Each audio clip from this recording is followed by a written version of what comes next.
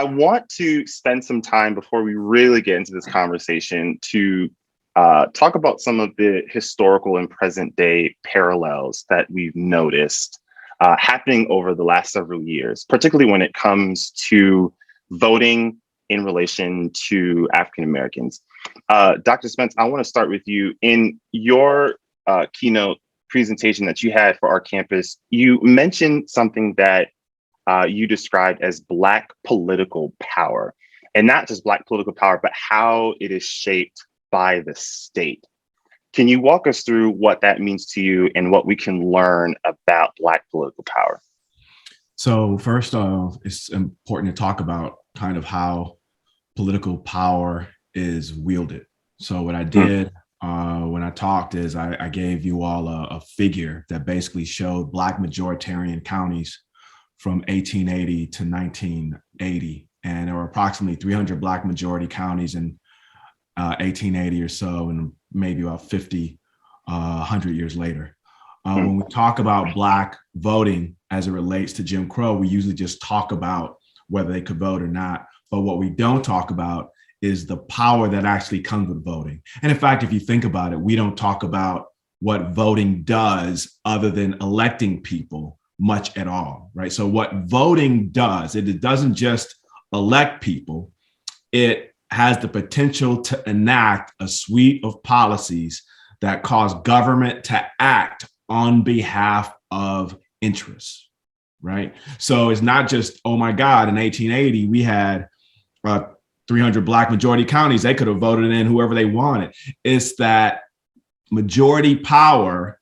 And if you're talking about a population that tended to vote in favor of using government on behalf of subjugated communities, you're talking about the power to, for example, tax capital in ways that benefit working class folk. You're talking about using that political power to create public schools. You're talking about using that political power to create better roads. You're talking about that political power to do a range of things. So when we talk about Black political power, what we're talking about is the ability of Black people to enact policies that meet their interests.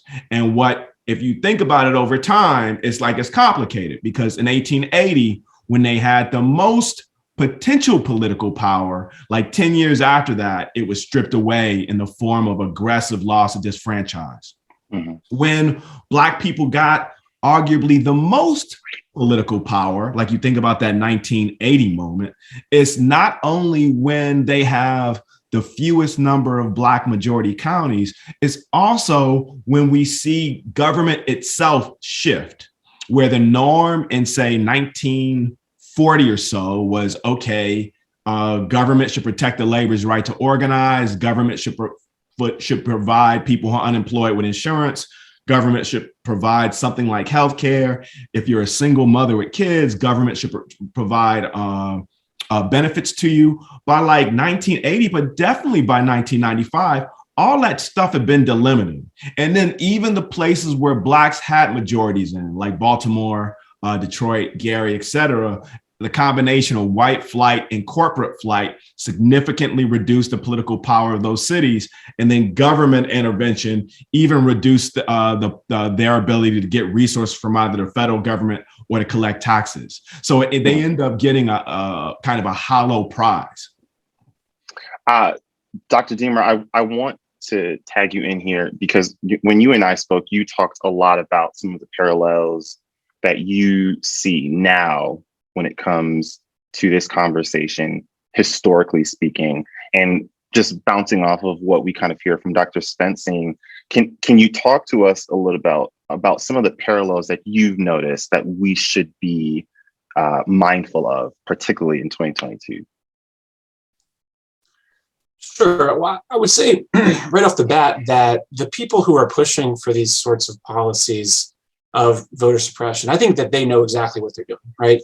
So I think they don't need to be taught about these historical parallels, but I think there is a class of people who don't necessarily support these policies and yet who have convinced themselves that they're not such a big deal because they imagine there's this clear distinction between the kind of voter suppression we see today and what we may have seen in the past. And I think here's where these parallels can be instructive, because these people who have convinced themselves that this present day voter suppression is not a big deal say, all right, well, it's not explicitly racist, right? It doesn't explicitly deny people the right to vote based on race. It's really about partisan advantage rather than about disfranchising people. But when we look at the past, when we look at certainly the history of post-Reconstruction disfranchisement, I mean, these are the ways that Black people were disenfranchised in this country. They were ostensibly colorblind methods. These were poll taxes and literacy tests that had the effect that were intended to disenfranchise Black people and did, in fact, disenfranchise them. And then I think this was something that Dr. Spence spoke about so ably on Monday night. They were designed for partisan advantage, right? It wasn't just that these people desperately wanted to disenfranchise Black people, though in many cases they did, but they wanted to do so for a particular partisan purpose, right? That may have meant to sort of destroy the Republican Party that was growing in the South during Reconstruction. It meant putting down the populist and the fusion governments that were arising in the late 19th century across the South. And so I think, when you begin to see these parallels, you begin to realize that the things that we're seeing today are very much like what we saw in the past. Yeah. And Dr. Spence, I remember you talking about in your conversation on Monday about we can't leave the political factor out of this conversation. Although we may focus somewhat on the racial component, that political implication is just as important.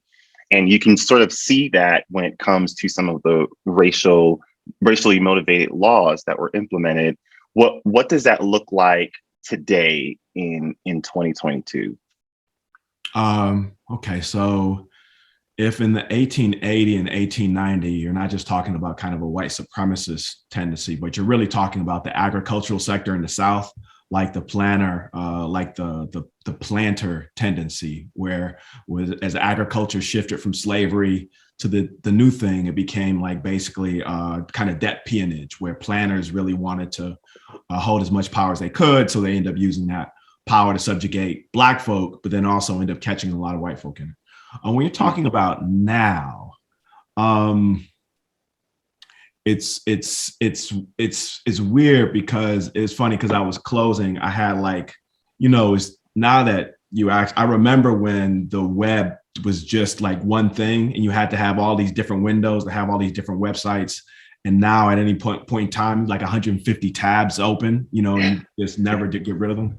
So one of the tabs that I end up getting rid of was a couple of articles written by, one was by Melinda Cooper, and the other, the other is, please. Damn it, I already closed it.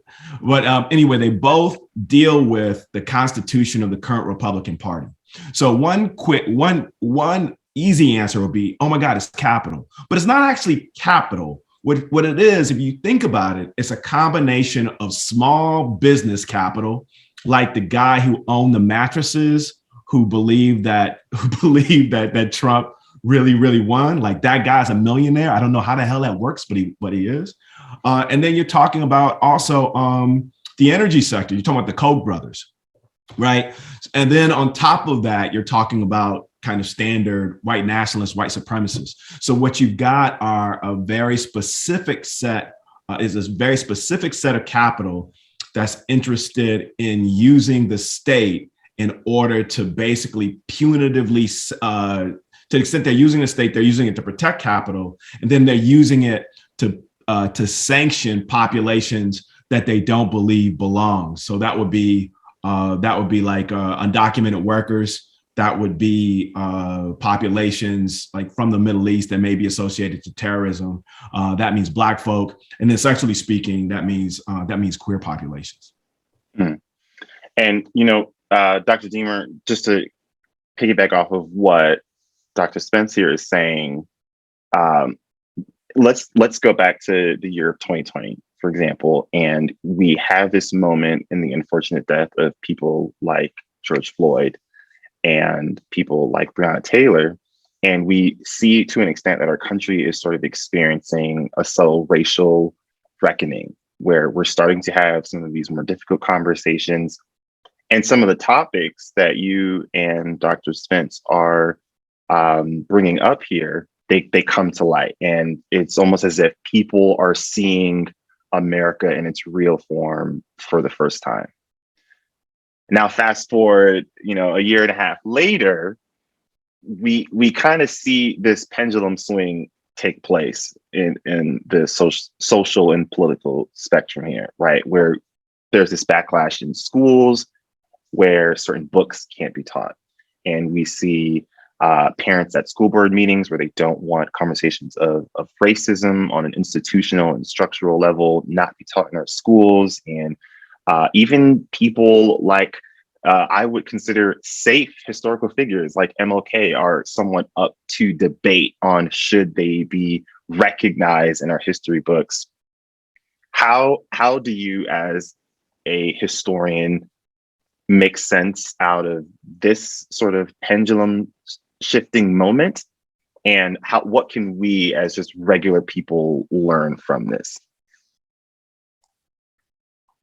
So in a general sense, I think it's always been clear that the way that we understand the past has been a tool of politics. And in a specific sense, I think there are two kind of ways historically that we might think about this that are parallel to what we see. One is, the period beginning in the immediate aftermath of the Civil War and then building up all through the present day. White Southerners clearly understood that controlling that history, the history of what had happened leading up to and during the Civil War, was a vital part of their attempts to return to control of the South and ultimately the nation. That's the lost cause, right? That's the attempt to tell a story in a particular way that minimizes slavery, that emphasizes, white Southern nobility, et cetera. So that's one way. And I think that's with us, but maybe is less important to us than the other parallel that I see. And that is that our country, and I would say in particular, white Americans, have been particularly invested in a notion of American exceptionalism as a way of understanding the American past. And this is a version of the American past that sees America as a unique source of good in the world, that sees is willing to accept that there are bad things that happen, but they're just little roadblocks. And in fact, something like slavery is only important insofar as it shows Americans overcoming this difficulty, right? So the story really needs to be a story of kind of almost uninterrupted progress. Now that's of course a problem for those of us who want to provide some other, some more complicated understandings of the past. But when you are wedded to, as so many people are, to this idea of sort of uninterrupted progress, when people are talking about history, American history, as something in which slavery, discrimination are not just exceptions that need to be overcome, but are fundamental, right? Are woven into the American story, then this is problematic, right? I would say also that this story of American exceptionalism is often one that likes to see evil as the product, or injustice as the product of individual choices, as individual bad actors. And the other thing that we've seen in this struggle over history is that any kind of history that sees discrimination or injustice not as a source, as the product of individual actions, but instead as something systemic, is a problem, right? And that's as I think the critical race theory backlash is built on a lot of misrepresentation, but on a certain level they get something right, which is that fundamentally critical race theory says that injustice is not the product of individual actions; it's a product of systems, right? And so that's, I think, what's so troubling about not just teaching critical race theory, but teaching any kind of history that sees discrimination as systemic. Yeah, and one of the things that a lot of people that sort of study and converse and reflect on critical race theory, it does focus very heavily on the sort of impact analysis, where it's not necessarily rooted in why you are doing, but more so how it's impacting the people in the aftermath of it. And that has been a very difficult concept for a lot of Americans to really wrestle with, that intent versus impact is a very big conversation. And you sort of see that happening a lot in school boards. You see it happening in a lot of conversations where schools are revealed by some of the horrendous actions that some of their students have taken part of against their students of color, against their queer students. What do you feel is the best way to make sure we are presenting history in an accurate way? Because there's a bit of a pushback, and I think a lot of people are very nervous that we may not have the luxury of defining this historical moment in the most accurate way. And I'd love for Dr. Spence to tag into this if you'd like, because I think that's some of the fear that a number of people have is books are being removed. We're not allowed to talk about race in the most accurate way. And at some of the most vital moments in a child's life, which I would say, middle school and high school, where they're starting to really develop their identity to a degree, we are not given the opportunity to present America in its most accurate way due to a plethora of pushback from a lot of white parents that are very disgruntled. Where do we go from here, and how can we look for some hope, if that makes sense?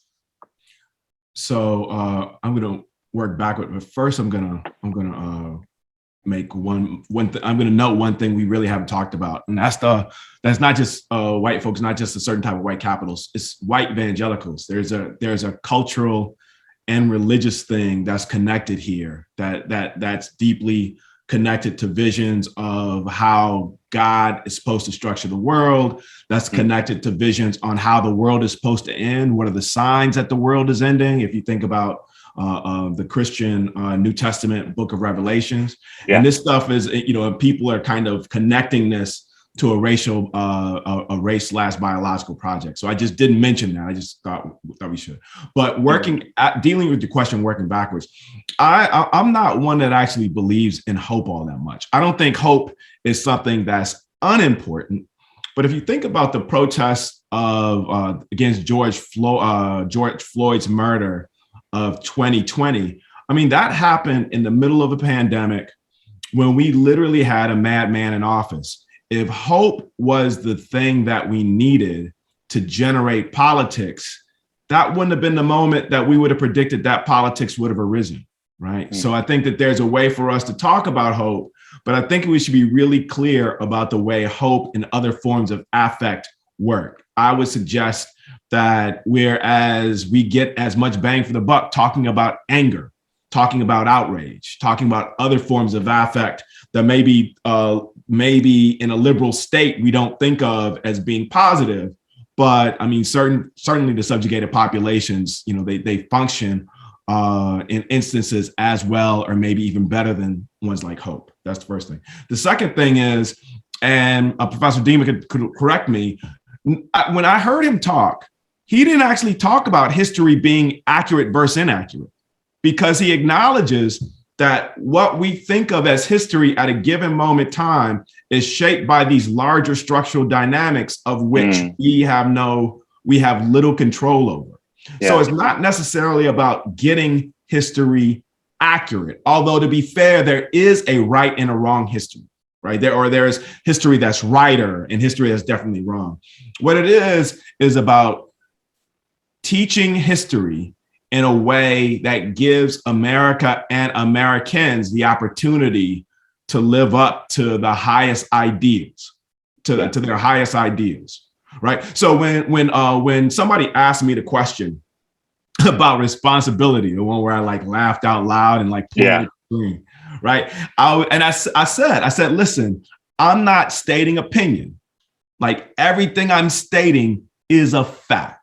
Right. I said that. Now, one way to read that is to say, wow, you just said that there are historical facts. There must be an accurate history. There isn't an accurate history. There's history that's more accurate, but as important, again, it's about history for a specific project. To that extent, it's not just about teaching facts in a certain way. or teaching facts. It's also about teaching them in a certain way that gets people to be reflective, that gets people to understand that what we're living in is the partial byproduct of human action, and that by cooperation and group initiative and group loyalty, et cetera, we can actually move America to a better place for a larger swath of its citizens, than we're on. Can I just follow up? I mean, I absolutely agree with that. And I think, as you were asking that question, what I was thinking about was these book banners are right to a certain extent, right? I think they understand that the way that we tell stories about the past, the way that we tell history, is about political struggle in the present day. And it always has been. There's never been an apolitical history. The way that we frame the questions that we're going to ask, the kinds of evidence we look at, the people we think are important to study, these are political choices. Now, I agree with Dr. Spence. I think that there is history that's based on bad evidence, right, and misreading of evidence. So there can be bad history, but there isn't a right history. Mm-hmm. But I would also say that, this isn't to say, I think that the people who are trying to ban books have a belief that the kinds of history that they're banning is engaging in the kind of mendacious, misleading history that they actually want to engage in, right? I think they believe that we have this sort of influence on our students that we can sort of tell them what to think via the propaganda of our class. And I think that's a misunderstanding of how history works. But I do think that there is a sense that all history is a political endeavor. I want to transition a little bit to another conversation that we had on Monday. Dr. Spence, you used a phrase that has really stuck with me since then. You talked about positive liberty and how it relates to racial politics and, in some instances, Black political elites. Can you give us some examples of things that we should be mindful of what positive liberty means, and how do Black voters engage with things like positive liberty? So positive liberty is just the idea that there are a set of affirmative things that governments can and should do for their citizens, as opposed to negative liberty, right? So negative liberty is you've got the right to be free from search and seizure. That is, government just can't come in and just randomly take your stuff. As a positive liberty is you have a right to healthcare, you have a right to education, right? So Towson is a public school. People have been arguing for decades that Towson should be free, that individuals go to Towson, but that should be that in as much as that's a public good, it should be free. So when you think about Black politics over time, what you actually see, what you see within broader American society is basically contestation over that liberty, where you got a large swath of Americans who believe more in negative liberty than in positive liberty. But then in these these moments in time, like around the New Deal era, to certain in the early 30s, to a certain extent in the 60s with the Great Society, you actually have this idea shift a bit, where you have a number of people believing in positive liberty. That dynamic actually exists in Black communities as well. That's something I didn't talk about a lot, given the nature, right? So nature of Monday's conversation, because we frame it as the Black vote, when really what we're talking about are Black voters, right? Black voters are heterogeneous in a number of different ways. So, and what that means as far as this conversation is, I'll never forget, I remember decades ago, I think I was back at the crib. Where was I? I think maybe I was back home in Detroit, or if I wasn't back home in Detroit, I was talking to a Black Detroit radio station, the radio station I grew up on. And I was talking about college tuition should be free. And the sister I was talking to, the DJ, she was like, what? No, people should be like that whole responsibility stuff. Now, if you trace Black ideas on that over time, there was a moment in time in which Black people were more likely to believe like that should be a public good.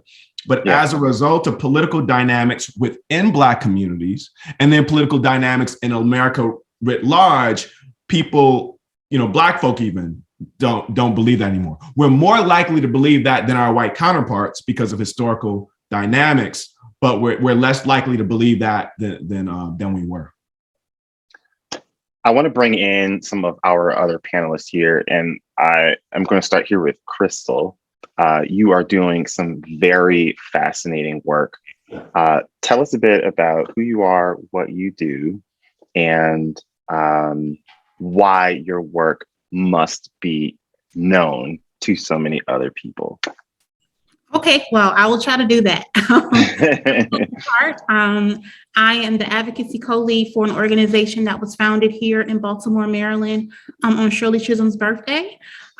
We are a nonpartisan, nonprofit organization that represents the concerns and interests of Black women.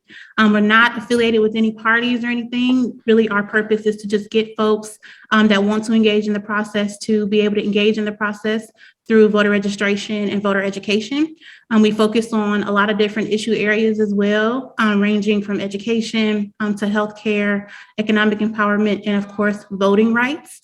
I think this work is some of the best work that I've engaged with in the process. We like to take a well-rounded approach to how we engage with our community. And we have different areas of focus depending on the projects that we're working on in the areas in the country that we're working on. But overall, it's a consensus of younger Black women that are interested in the process, are interested in engaging folks, especially that may be hesitant to participating in the process and answering any questions that they may have along the way. So I want to pause for a second because I think this is another part of the conversation that is important to have.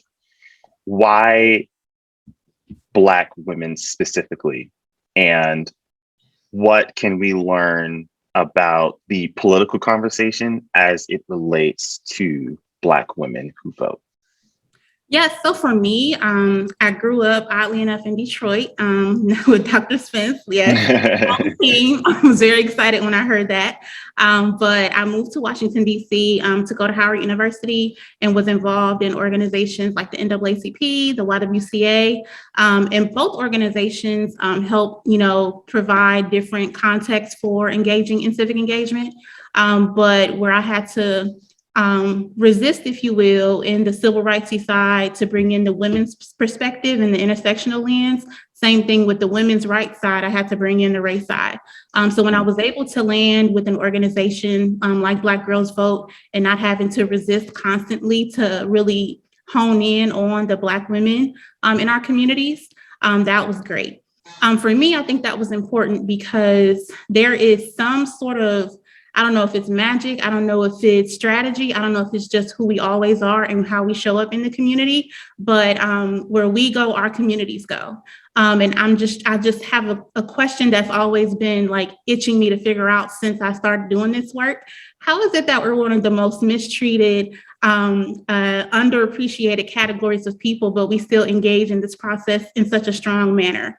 I don't know if it's hope. I don't know if it's fear. I don't know if it's just stubbornness in general, but there have been so many things to keep us from engaging in that process, but we're still here. We're still excited. We're still getting our families and friends to be involved. We're getting our fathers and sons to be involved with little return on that. So I think it's very interesting to me as someone that likes to think that I'm going to do research at some point on this topic, but just what is it that keeps Black women wanting to be in this process, even so much so that we know that Black women are also running for office in large numbers as well. So in this system that we may or may not trust at times, why are we still interested so much in engaging in it?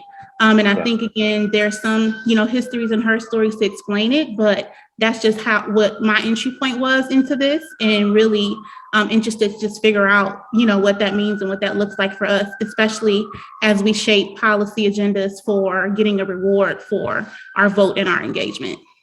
Yeah. Dr. Spence, did you want to tag in? And look like you had a point there. It's funny because I actually wrote my dissertation on gender and political participation in Detroit because I was interested. When I was a kid, I'd be going to all these political meetings in the late 80s, early 90s, and it'd be sisters everywhere, right? I wouldn't really, and that went against what I was being taught in graduate school about how gender and political participation function. So the answer to the question It's not necessarily affect. That is, it's not hope, and it's definitely not magic. What it is that Black women, basically for historical contemporary reasons, sit at the center of kind of like Black political economy and Black neighborhoods, right? So what you got is a combination of shifts in political economy that basically take a lot of men kind of out of the economy. One way to think about it is people in the joint, people with records can't really vote. And then you've got these sisters who are deeply in the economy, right? So a number of different networks, they're being drawn into politics. So the level of engagement they have, it almost has to be through the roof, because they're connected to all these different dynamics. And then that causes them to think about politics in a certain type of way. So I think, Krystal, I think the work you're doing is really, really, really, really important. But when we're talking about this issue, as dope as the phrase Black girl magic, for example, as dope as it sounds, one of the challenges, if we don't really connect that to the material stuff, is we'll make it seem like Black girls are like, they have this special innate thing. And it's like, no, Black folk, Black sisters work for it. We created the structures for it, and we're consistently creating structures for it. And those structures are in danger. Krystal, I wanted to touch on something that you said earlier on that sort of connects to two conversations we're having here with Dr. Spence. And it particularly comes to how Black women are involved and the work that you do more specifically in getting other people involved. But you mentioned something that had to deal with trust. And I can imagine that there are a number of difficult conversations that you've had with people as you engage with them to get them registered to vote or to get them involved in sort of the political conversation. How do you navigate through that? Because, you know, for a lot of Black Americans, there is a level of frustration that either our government is not doing enough, they are moving with they are not matching our sense of urgency when it comes to certain things, or on a deeper level, they, based on sometimes who is in power or who has local offices, there is a level of structural racism that is so in their face, it can make them disengage completely. How do you sort of navigate in that lack of trust in government when you want them to vote in a process that sort of involves government? Well, to be quite honest, you have to be honest about the situation. You can't disregard that feeling of distrust. You can't put it to the side as if it's paranoia or something that isn't the truth, because the reality is a lot of the things that people are frustrated about are true, especially if we're looking into the party perspective of things, where there are people that have been in power for a very long time, and whether or not people are seeing the tangible results of it may vary, but overall there is justified frustration in how we talk, in how people are talking about the process. And I first try to affirm that, try to, let people know that I too have those thoughts as well. It's not something that I'm not removed from, and it's not something that I don't think through myself as well. What I try to do is keep the focus, or not so much keep the focus, but engage in that conversation, but also let people know what actually is on the ballot. I don't do the high level what's at stake conversations or the vote like your life depends on it, because it does peace, because we do vote. We outvote everybody. And we have that 1 hour on election day where it's like, Black women have saved the country. Black women have done this for democracy. And it's like, or maybe for myself, or maybe for my community, or maybe like, this is just something that I know that's tangible that I can do. But like, you just have to, I think, focus on what's on the ballot, answer people's questions, give them grace, and not, beat people down with these sayings that have not worked for our communities at all. And really just meet people, where they are and where you are.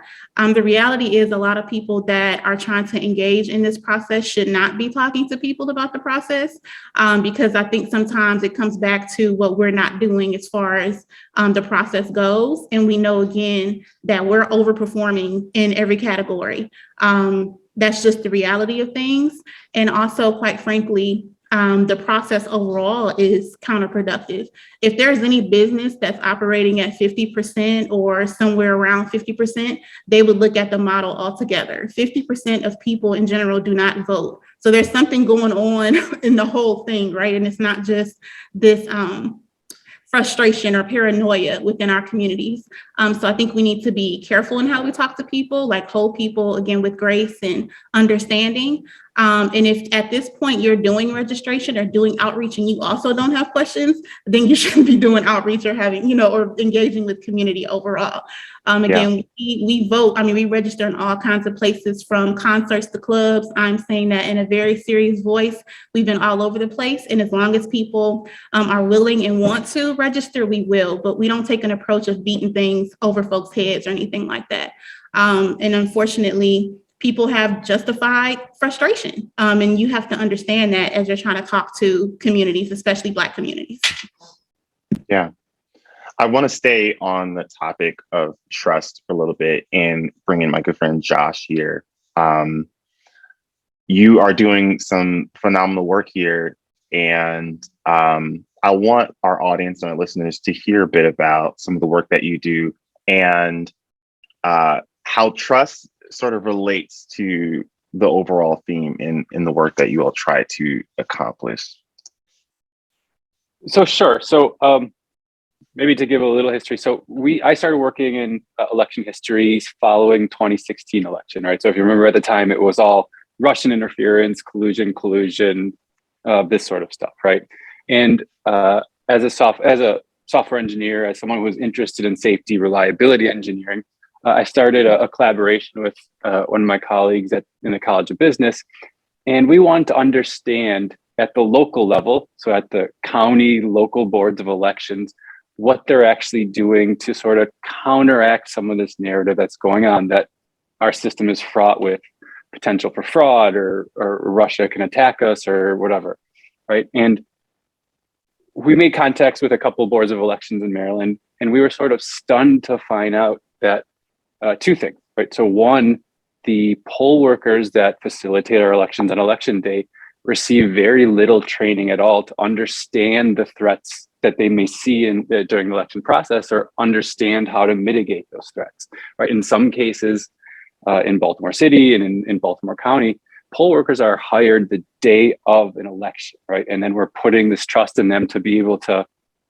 thwart any kind of threat that may occur, right? So then fast forward until, early 2020, when, COVID arose, and we had this situation where states across the country almost literally overnight are changing the process by which we go through the election. So during the primaries in Ohio, for example, they canceled the primary the night before and went to this total mail-based or absentee sort of process, right?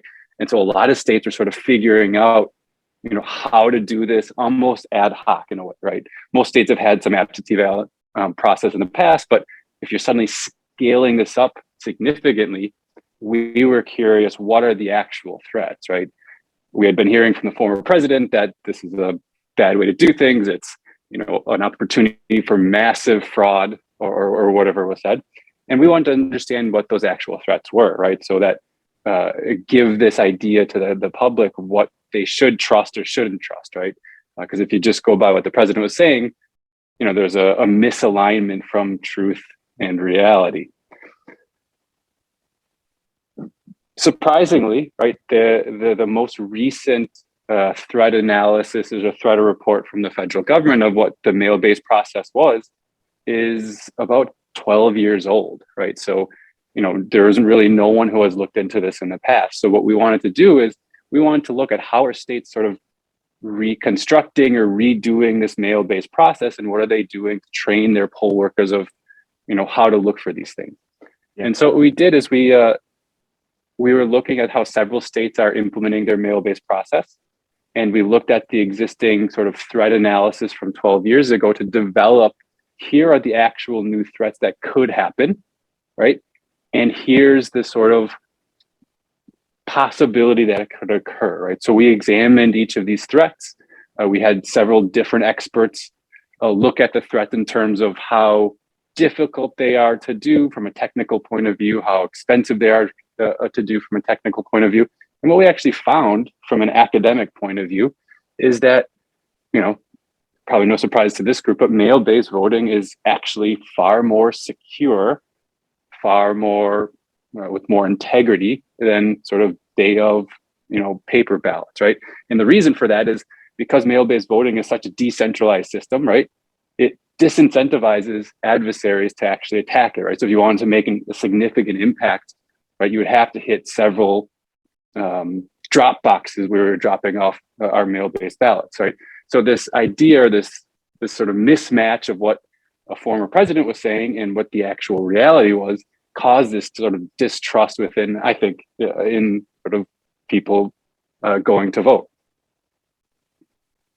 You bring up something I think is very important when it comes to trusting what is studied just objectively, right? And you could even tag in Black Girls Vote, where you all try your best to stay non-partisan, non-political.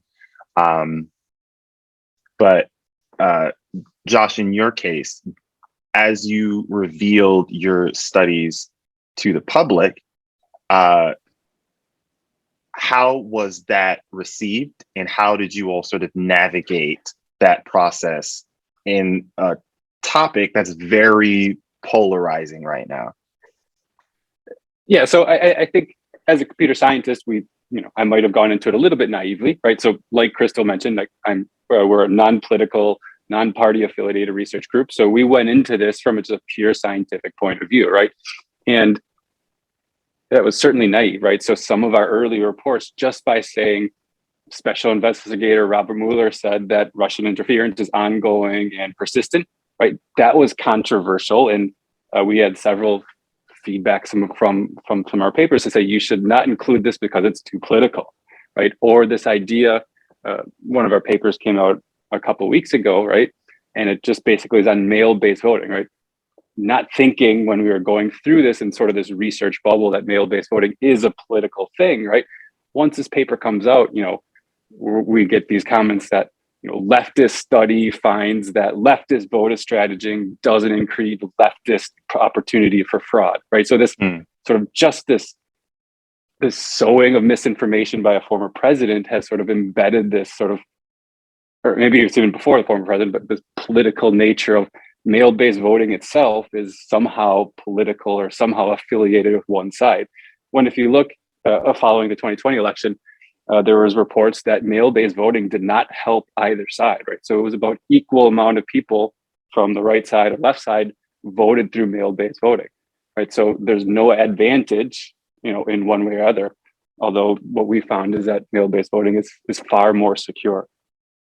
Yeah, in a lot of the stories and examples that were sort of provided as to where the massive fraud was taking place were obviously no surprise in areas that were very predominantly African American.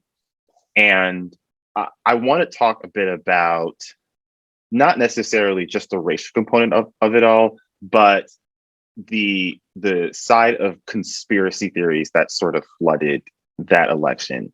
And I'd love to get Krystal's opinion on here as well, especially when it comes to where people get their information and how social media played such a significant role on how people not just process the presidential election, but how people process things even leading up to January 6th. When you all, Josh, in your case, maybe more on the scientific side, and Krystal, for you on the relational side, how do you both sort of navigate through an era where misinformation can feel very rampant, especially in the sort of political genre of conversations? Krystal, we can start with you. That's a tough one because I feel like depending on where I am or what my timeline is looking like on a particular day, it can look very hopeful and engaging of the process and information. Whereas there are a lot of folks that really don't know, I think, where to get the most accurate and updated information. So that you see a lot of culture blogs or a lot of things like the Shade Room sharing information that may not be correct.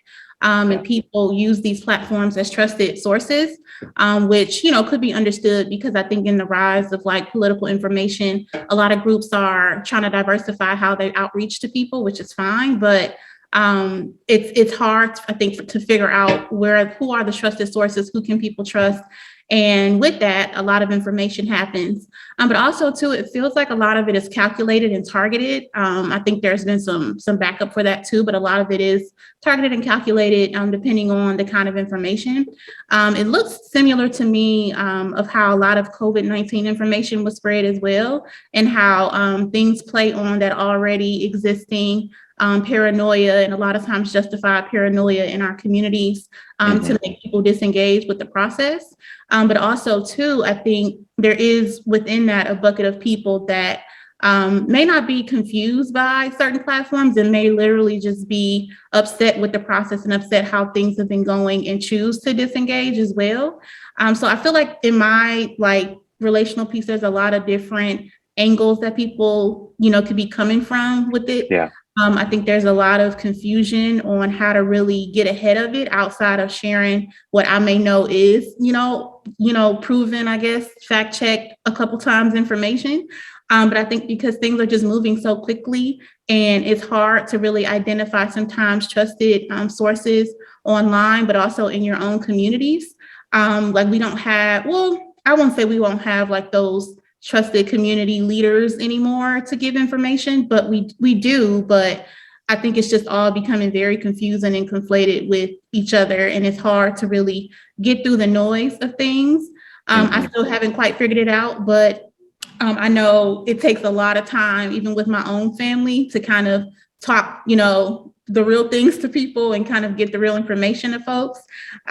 We just do the best that we can with what we have in a lot of cases, but it is very difficult to work through, especially, again, when people have very specific thoughts about the process or about engagement, which again are valid. And I'm I have those things too, but then it's well, then why do we need to? And it's this particular thing is on the ballot that I'm here for, or this particular, idea that I have, or this particular person, but it's complicated. It's very complicated to figure out. And I would love to get, more tips if you all have a tech perspective, especially on that, because it's going against the machine. Josh, I'd love to hear what your story has been in sort of navigating through that. So I think we were a little bit at an advantage in that we can sort of hide behind a scientific process or hide behind the numbers, right? So all of our work is independently reviewed. We had no agenda necessarily, and the numbers and the sort of threat analysis says what it says. And I think that when we started getting some pushback, right, I think just simple education helps quite a bit, right? So there's, we wrote a number of op-eds that, would say that, mail-based voting is not new, right? So why is it suddenly a problem in 2020, right?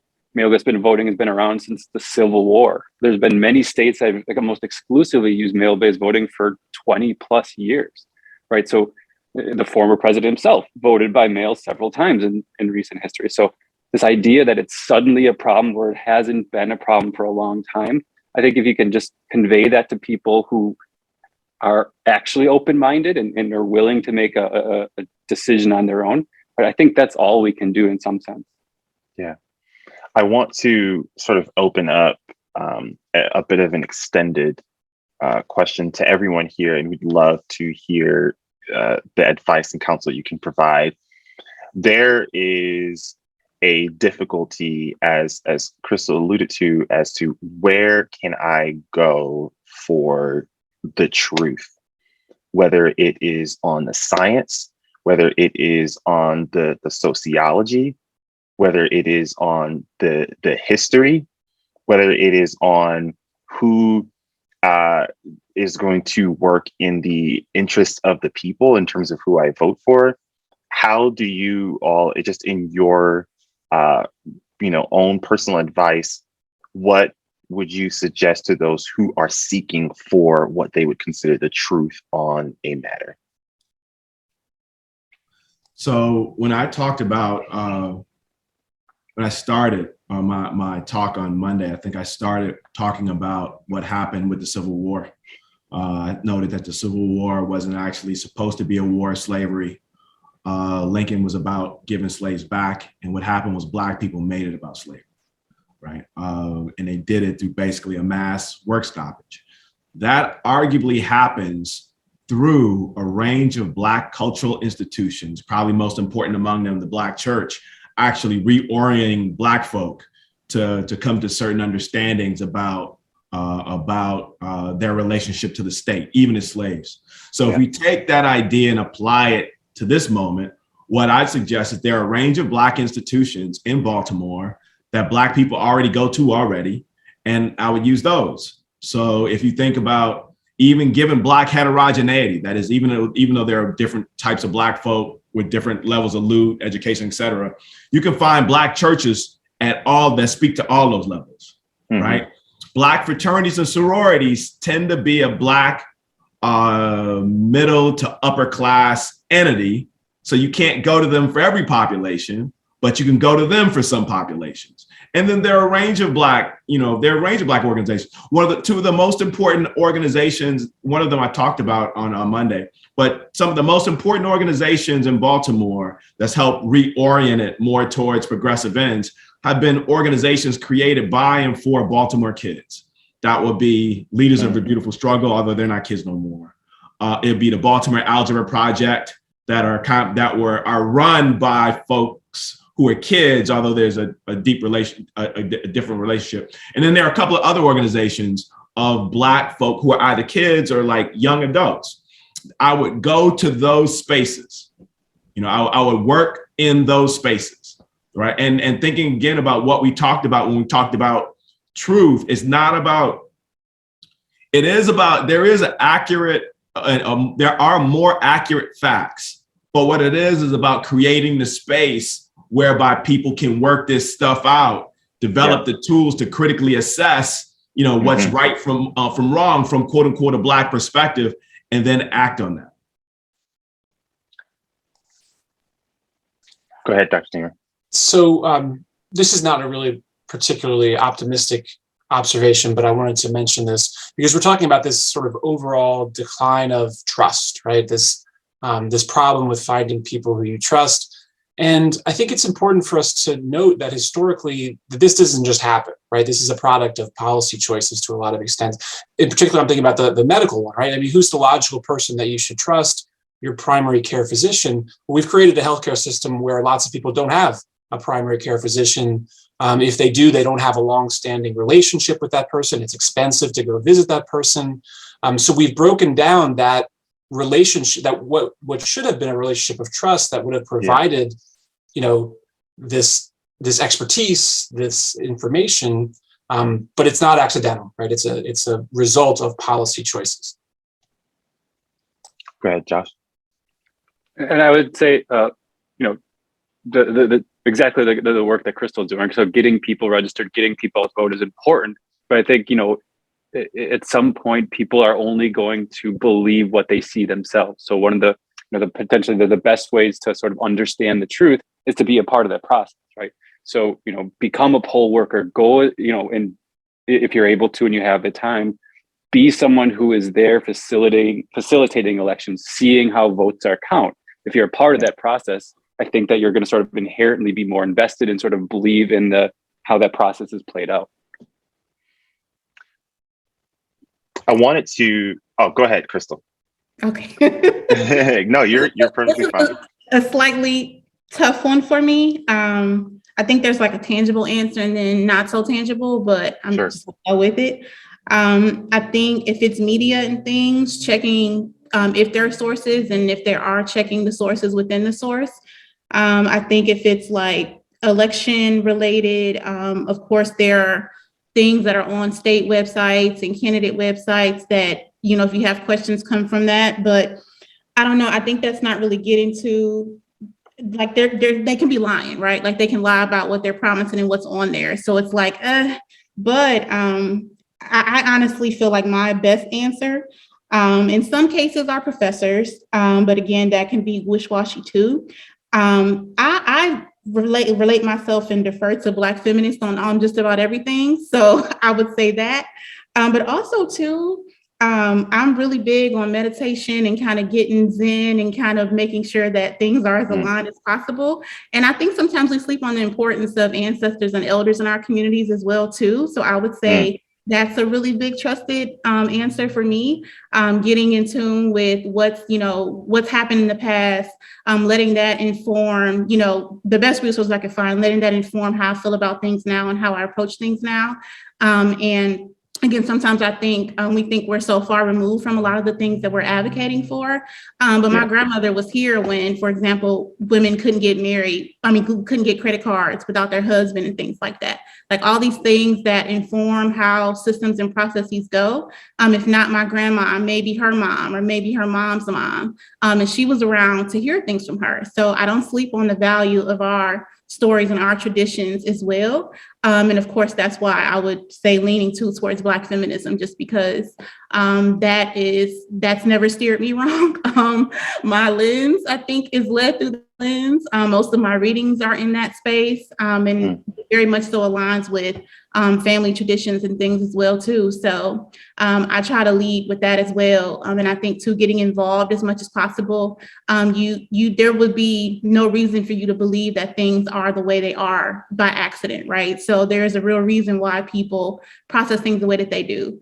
So I think if we, can encourage a well-rounded approach to what is truth and what we act on as truth, I think that's a much better way to approach the issues, because I think it's overall worked for me. I think I'm doing pretty good overall in the grounding piece, but also the tangible realities and things that we need to deal with. But overall, I think it's been going pretty well. So I would say those things for me.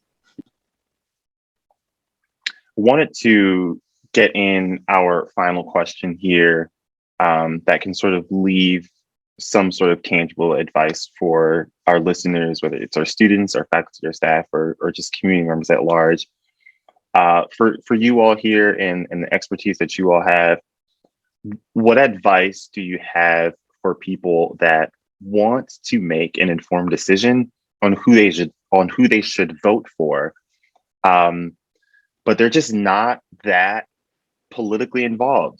They're not reading articles, they're not listening to podcasts, they're not reading Twitter threads, they're not subscribed to the NPR. What do we do in terms of guiding them, offering suggestions, maybe not solutions, on where you can start in understanding how to use the power that your vote possesses?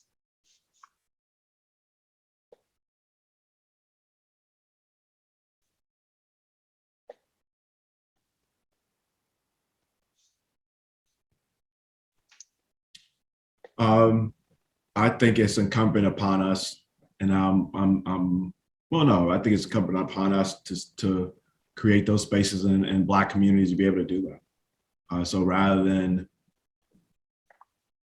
simply say you should do this, like Sigma Gamma Rhos, that's one of the 4 Black sororities. They're celebrating their 100th anniversary this year in Indianapolis. And one of their board members is having me give a talk to the organization. Now, most of the founders of Sigma Gamma Rho, I think, were teachers. And if you look at the history of Black sororities in particular, Delta Sigma Theta, Alpha Kappa Alpha, Zeta Phi Beta, Sigma Gamma Rho, a lot of them were involved either in the suffrage movement, like way back in the day, or in efforts to organize Black people politically. What I plan to talk to them about is how essential it is for those local chapters, those hundreds and hundreds of local chapters spread out throughout the country, to create spaces for Black people to have these conversations. Because if we don't do that, because what we're looking at, and I wasn't being hyperbolic on Monday, what we're struggling for is democracy itself. So it's actually not just about getting individual Black people to figure out who they're going to vote for. It's about enlisting everybody who's on our side. Everybody who's on our side in a project that takes politics as seriously as folk take, to be random and try something for a second, as folk in Baltimore take how Lamar Jackson did on any given Sunday night. So the next Sunday, and I hate to use it. Well, no, it's not a gendered example because sisters, women love football here too. You go to any Baltimore community the day after the Ravens game and folk are talking about how the Ravens did. And you've got people arguing back and forth, people who didn't catch the game arguing back and forth.